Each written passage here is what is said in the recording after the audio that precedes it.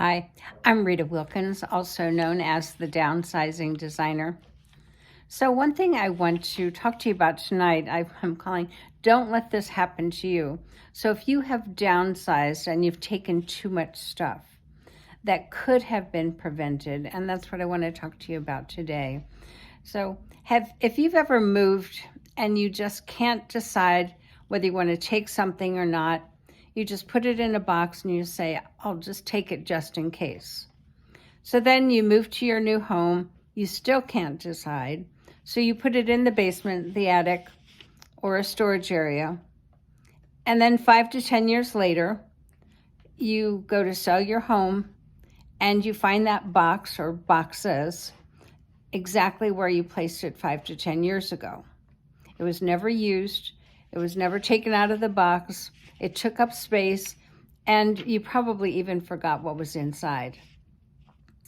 So fast forward, you're moving again, this time to a smaller home, and you don't have the attic, you don't have the extra storage space, and you look at that box or those boxes again, and you say, it's decision time. So do I want to take that with me, or does it go? So, and the funny thing is, it's not just the boxes. It's also the clothing, the shoes, the accessories, the furniture, the sentimental items, the books, the decorative accessories, the hobby items. It goes on and on and on. So too often when we downsize, we take way too much stuff. And I just am saying, don't let that happen to you, because it is preventable. So all it takes is a little planning, but a lot of decision making, because after all, clutter is really just deferred decisions. So if you make decisions, then you probably won't end up with so much excess. So here are my 5 top tips to help you prevent that downsizing dilemma. So the first one is, and this is all about a shift in mindset. So think less is more, and declutter first. So when you remove, you dispose, you donate anything that you don't want, need, or use. When you're moving to a smaller space, it forces you to make decisions. And decluttering is really just that, or clutter, I should say, is really just that deferred decision. So decide to decide, no messing around. Do you need it? Do you use it? And do you love it? So if not, decide to get rid of it. The second thing to prevent the design dilemma of bringing too much stuff when you downsize is think needs first. So if you force yourself to bare bones thinking, first, it's what do you actually need in that smaller home. So when you think about needs first, in the larger home, you had many more places to put all the various things, but in a smaller home, you won't. So for the moment, think like a minimalist, and what will you absolutely need? The bed, the chair, the sofa, the desk. This is actually good practice because it kind of starts to train your brain to think less, to think smaller. And coming from a designer, that probably sounds kind of funny, but it's so true. So you have to start training yourself to just say, I don't need it, I don't want it, I don't love it, and just think that way. So, and then the third thing is to start thinking about scale. So in your larger home, you could get away with more. You could get away with those large scale items, but in a smaller home, not so much.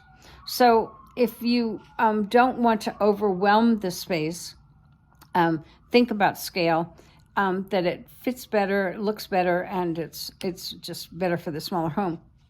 Not to say that you can't use a few larger scale pieces and overscale, because it's kind of fun to use a large mirror or headboard or an armoire just as an accent piece, as a statement piece. But just generally speaking, be much more selective about bringing the large pieces. So a friend of mine recently brought way too many things, and one of the pieces that she brought was a large armoire that unfortunately it just really is overbearing in the space, and now trying to get rid of it after they've moved into their pretty new home. It's just a shame because it could have been prevented. So then think multifunction is the fourth thing to think about when you're downsizing.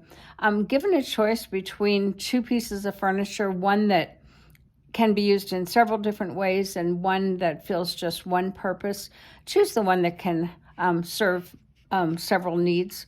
So for instance, there's a high-low storage table that I love because it's a desk, it's eating, it's a cocktail table, and it's storage. And in a smaller space, you need things to work on many levels.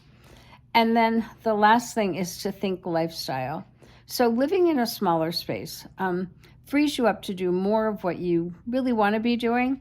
Maybe walking, spending time with your family, your friends, your grandchildren, travel, entertaining, all of those things. When you have a big home, and as beautiful as it might be, it's a completely different lifestyle. It's a little bit more demanding on your time, your energy, and your resources. So if you're downsizing to a smaller home, just think simpler life, less cluttered life. If that's the life you're looking for, then try these couple of tips that I just shared with you.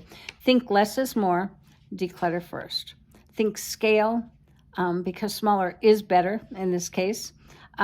Think needs first, just become a little bit minimalist minded, and then think multifunction and practical, space saving furniture and so forth.